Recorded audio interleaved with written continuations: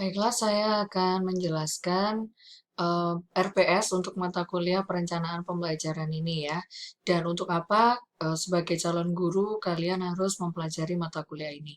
Jadi yang perlu diketahui adalah bahwa mata kuliah perencanaan pembelajaran bahasa dan sastra Indonesia ini merupakan mata kuliah pertama yang membekali mahasiswa dengan kompetensi ilmu pedagogi atau yang disebut dengan ilmu pembelajaran atau ilmu pendidikan ya.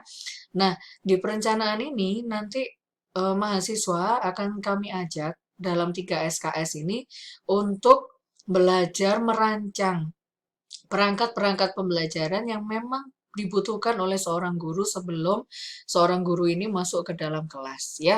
Meskipun kalian katakanlah, wah saya padahal tidak bercita-cita menjadi guru Bu. Nah, tetapi karena masuk ke program studi pendidikan dan kalian nanti akan mencicipi praktik mengajar sebagai seorang calon guru lewat mata kuliah P4 atau ada juga yang bisa mengikuti program kampus mengajar. Nah, mau tidak mau yang namanya menyusun perangkat pembelajaran ini menjadi suatu alur yang harus dilewati oleh seorang guru, seperti itu.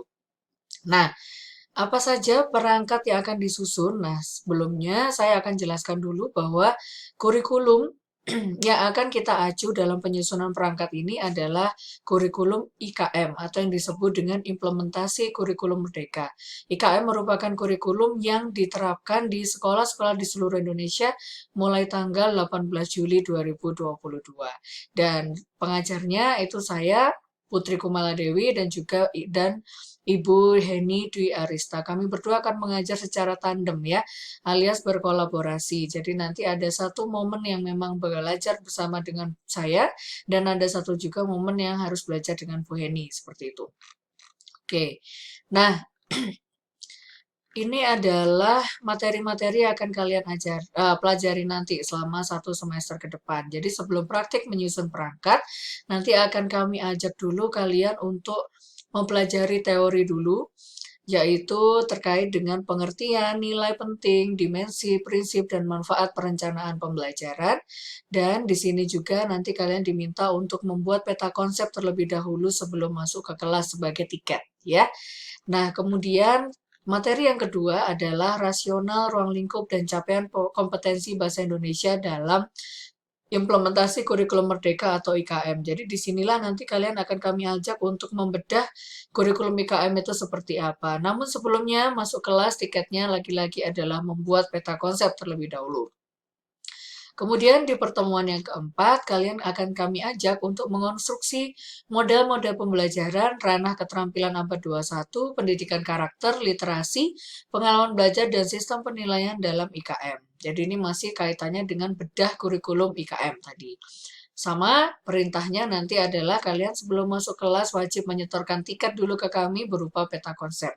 Selanjutnya di pertemuan kelima, kami ajak kalian untuk praktik mengorelasikan hubungan antara perencanaan pembelajaran dengan IKM. Jadi kenapa dalam kurikulum IKM itu kok guru harus menyusun perencanaan pembelajaran? Nah, perencanaan pembelajaran itu meliputi perangkat-perangkat tentunya, dan perangkatnya itu apa saja nanti kita pelajari di pertemuan 5. Selanjutnya di pertemuan ke-6 adalah kuis. Kuisnya adalah dalam bentuk ujian tulis. Materinya materi pertemuan 2 sampai dengan pertemuan ke-5. Dan di pertemuan 7 kita praktik ya mengklasifikasikan kompetensi inti mata pelajaran bahasa Indonesia dalam IKM berdasarkan fase, elemen kompetensi, tujuan kelas, dan juga semester. Dan ini dikerjakan secara kelompok. Nah, jadi karena mata kuliah ini menerapkan metode project based learning sehingga untuk teori itu habis akan dipelajari sampai dengan pertemuan kelima ya. Nah, selanjutnya mulai dari pertemuan ketujuh inilah kalian berpraktik ya, bekerja dalam kelompok-kelompok kecil. Masing-masing beranggotakan 3 kelompok, 3 orang ya dalam satu kelompok. Oke. Sebagai tugas kelompok yang pertama, proyek pertama adalah itu tadi, mengklasifikasi kompetensi inti mata pelajaran bahasa Indonesia dalam IKM berdasarkan fase, elemen kompetensi, tujuan, kelas dan semester, serta ruang lingkup. Selanjutnya, di pertemuan ke-8 akan ada UTS terlebih dahulu dalam bentuk ujian tulis, materinya materi pertemuan 2 sampai 7. Selanjutnya, setelah UTS, di pertemuan ke-9 kita lanjutkan untuk praktik. Praktik apa itu? Praktik menyusun RPE, rincian pekan efektif ya. Selanjutnya, pertemuan ke-10 adalah praktik menyusun program tahunan. Pertemuan ke-11 praktik menyusun program semester. Lalu pertemuan 12 dan 13 praktik menyusun modul ajar. Dan selanjutnya 14 dan 15 atau praktik terakhir adalah menyusun modul P5 atau Proyek Penguatan Profil Pelajar Pancasila dan diakhiri dengan UTS dalam bentuk ujian tulis dengan materi-materi pertemuan 9 sampai 15. Untuk sistem penilaiannya, kami menggunakan sistem penilaian sebagai berikut. Jadi, untuk kehadiran dan partisipasi kelas 10%, tugas terstruktur yang berupa peta konsep tadi itu masing-masing 2,5%. Kemudian untuk proyek itu adalah 5%, proyek untuk klasifikasi IKM, kompetensi inti dalam IKM tadi 5%. Kemudian menyusun rincian pekan efektif 6%, penyusunan program tahunan 6%, penyusunan program semester 7%, penyusunan modul ajar 8%, dan modul P5 8%. Adapun untuk kuis yang berupa ujian tertulis, ini maaf ya, bukan laporan hasil observasi, tapi ujian tertulis, itu 10%, kemudian UTS itu 15%, dan UAS 15%, seperti itu.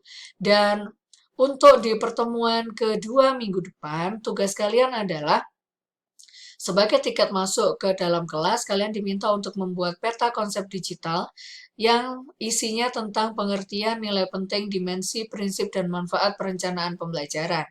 Karena digital, maka peta konsep dibuat dengan aplikasi pembuat peta konsep, misalnya Mindmap, Voice Mapping, Xmind, Orbit.mind, MindMeister, Tel.io, dan aplikasi sejenisnya.